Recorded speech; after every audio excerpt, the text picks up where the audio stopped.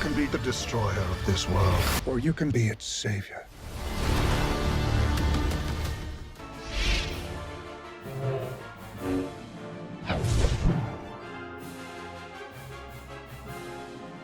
Finally, a Black Adam trailer that shows a bit more. And we even actually get a look at the main villain, if you will, Sebac, later on in the trailer. So guys, welcome to my breakdown of the Black Adam official trailer 2. This might not be like a mega long video, but I wanted to do a bonus video today so we could talk about, well, Black Adam. But also, the question I want to pose is that after seeing this trailer, how do you feel about it? Because beforehand, I wouldn't say I was buzzing for Black Adam. I wasn't like, oh my god, this DC film, I need to see. And I don't think the trailers particularly helped, don't get me wrong, they weren't awful. It's just that the first couple of teasers outside the DC fandom one, in where Black Adam just wrecked everyone. The other stuff that we've seen is just copy and pasting the same material, you know, into gang people on speeders, Black Adam in present day Kahndaq, not really showing much more than that. Now this trailer finally did that, and so did that make a difference for many of you out there? Has it made you excited to see the movie? Because it certainly made me a bit more interested. But let's break down some of the new scenes in this trailer. Of course, if you go on to like this video,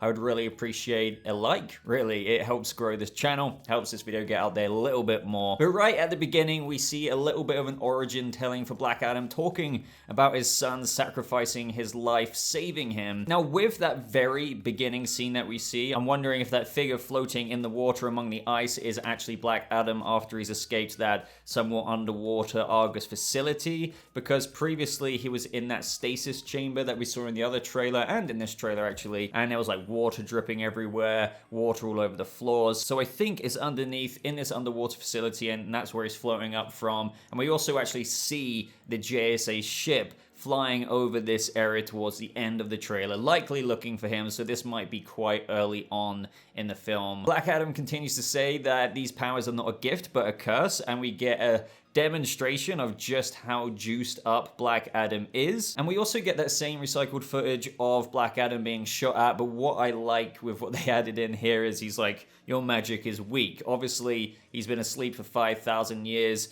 He doesn't know what bullets are, so when people just spraying bullets at him, he's like, this magic power is pathetic. Like, it is not even penetrating my skin. Everyone gets absolutely wrecked. I think this has also been color graded differently if you compare it to previous trailers, so it looks a little bit more crisp. And then, guys, we see the Justice Society of America headquarters, looking a little bit X-Men there, but I mean, at the same time, they do kind of have an HQ like this. And Hawkman says that he's a loose cannon that needs to be locked down. Now, I tried to look out for any kind of teasers in this clip of the interior here of the JSA HQ, hints or Easter eggs for other JSA members, but unfortunately, I can't really see anything outside of that. In the corner there, you can see by the JSA meeting table, of which I assume is the meeting table, a Hawkman logo, so perhaps when we're watching the movie around that table, you see other logos. I'm hoping for maybe like an Hourman logo, perhaps Starman or Stargirl,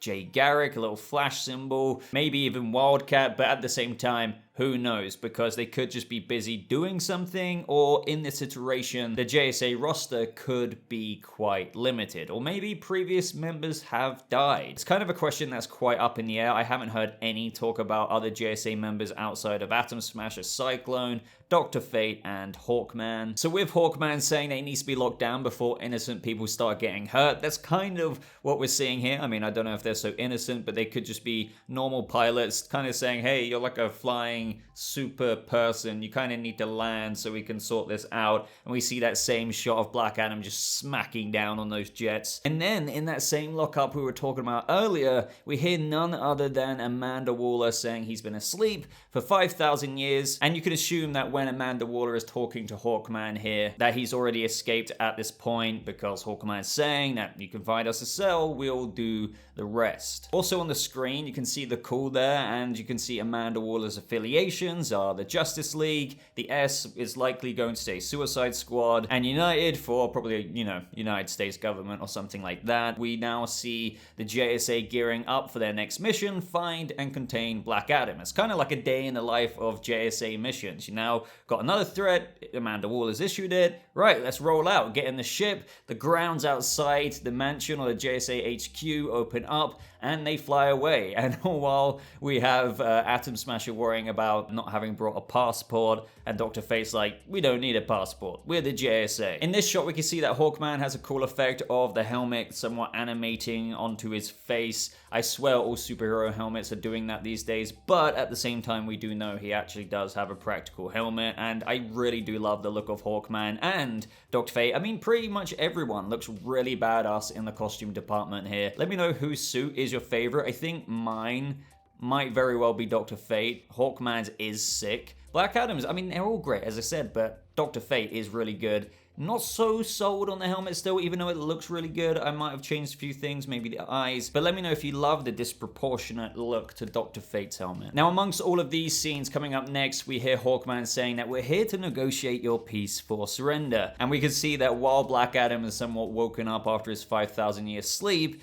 yeah, he's kind of been causing some issues. Not only crashing that jet, but also these helicopters here. And he's probably like pretty confused seeing all of this modern technology. I believe the previous trailer also just showed him catching a missile and he's like, why is there this firework coming out of it? And then it explodes and he's fairly unharmed. He just probably feels alienated after escaping that Argus facility, and people are trying to fly after him and contain him, or say at least land, but he perceives it as a threat. And so obviously, hence the loose cannon needs to be locked down, and the JSA will try and reason with him, which will ultimately happen because obviously we know that they will temporarily ally to take on the bigger villain that is Intergang / the demon Sabbac. Now, as we know, Black Adam is not a hero, and this trailer definitely wants you to know that. He says that he's not peaceful, nor does he surrender to the JSA. He kneels before no one. And of course, in this moment, it shows that initial conflict between the JSA trying to lock him down. I'm guessing this will end in a little bit of a stalemate because, as I said, we know they work together, and either way, Black Adam's insanely strong, but he's going to have some issues going up against multiple JSA members here, especially Dr. Fate. So we get some extended shots of what we've seen before. Cyclone comes flying down, launching like a bunch of pipes at him, trying to keep him locked down in that position. And of course, Hawkman is trying to take Black Adam out, but we all know how that goes. He launches his rotating mace, but gets absolutely wrecked. And then we see Dr. Fate using his powers. I always love seeing new Dr. Fate footage, and this is what I'm happy about in this trailer, some actual new scenes to work with here. So Black Adam is severely affected by the looks of this particular power that Dr. Fate is using, but we can also see multiple Dr. Fates restraining Black Adam in the background of this shot, and we know that because there's another angle of this later on in the trailer. In this shot here, we get to see Pierce Brosnan in the Dr. Fate suit with the helmet off. We also see Atom Smasher and just like a whole bunch of damage with Black Adam standing there. It could be from any point in the movie, but I think it could be amongst the fight with Sebac because it looks like a similar kind of wreckage to what we see later on, actually featuring Sebac. In this shot here, we get a good demonstration of Atom Smasher coming down. It looks like he's blocking this car from hitting Cyclone. She seems to be protecting herself in a little bubble shield, but he still tries to stop it anyway. Again, the trailer reminds you that he's not a hero by saying, I never said I was a hero, and this is playing over, and where I'm wondering if this is his other son, as it seems as though he's holding the body of the son that dies, and you see he's greeted by this boy, and I believe Black Adam does have a couple of sons, so that could be the case. I do wonder what ends up happening to him. Maybe just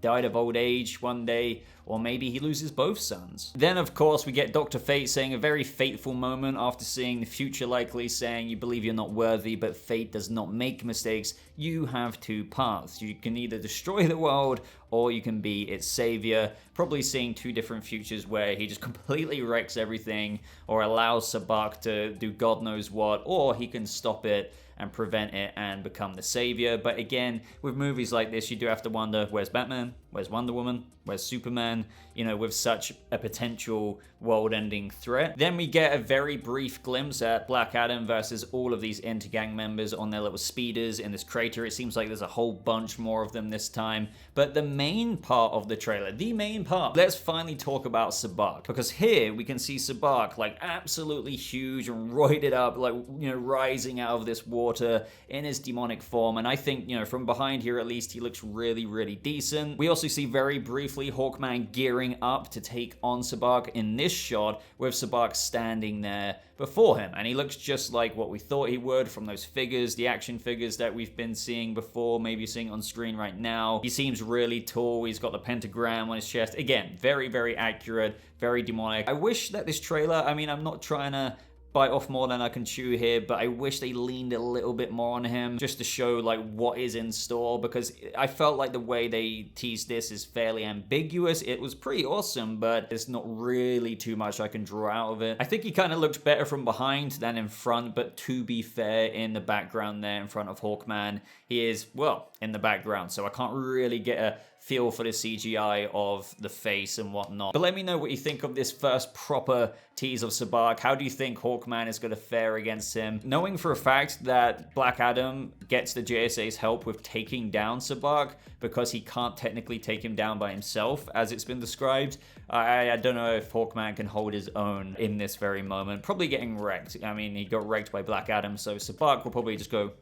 And the ending clips just show a little bit more JSA action, Dr. Fate, Cyclone spinning out of control after an Intergang speeder probably flew into her, and of course Hawkman flying. But this trailer could not end any other way in that kind of typical Hollywood movie explosion walk towards the camera with Dwayne "The Rock" Johnson in his Black Adam mode. So overall, I feel like, to be honest, this was a decent trailer. I just think it really should have been the first trailer. At the same time, I have no issues with the very first teaser we had before, like the very, very first one. It's just that the teaser that came after that, or the official trailer, if you will, just felt like an extended one from what we've had since the very beginning. It would have been really cool to have this like pack a punch right out the gate way back when, but I don't want to complain too much. It does look like fun. It does look like quite a polished movie. We know that they've been working very hard on this. I'm quite excited for the cast. For example, you know, I think Pierce Brosnan is a great Dr. Fate casting, and overall, you know, I'm still not like climbing through the roof out of excitement. It's going to be one of those situations for me where, as a comic book fan, a DC fan, and, you know, looking forward to seeing the JSA, that I'm going to be seated and just wait to see how it hits me. But what I'm interested to know is, are you kind of indifferent to Black Adam, or are you somewhat excited and you're like, yeah, I'm gonna go see it, or are you absolutely through the roof, especially after this latest trailer in terms of excitement? Let me know down in the comments below, and let me know what you just thought of all the scenes in this trailer. What was your favorite moment? What do you think of our first look at the CGI Sabbac? But all there is to say, guys, now is I'd really appreciate a like on this video. Hit that thumbs up button. Do consider subscribing for all kinds of content here on the channel if you happen to be brand new here. Links, as always, are in the description down below, but I'm going to love you and leave you now, so thank you so much for watching. I hope you all have a lovely rest of your day, and I'll see you members of the DC Universe in the next video. Goodbye.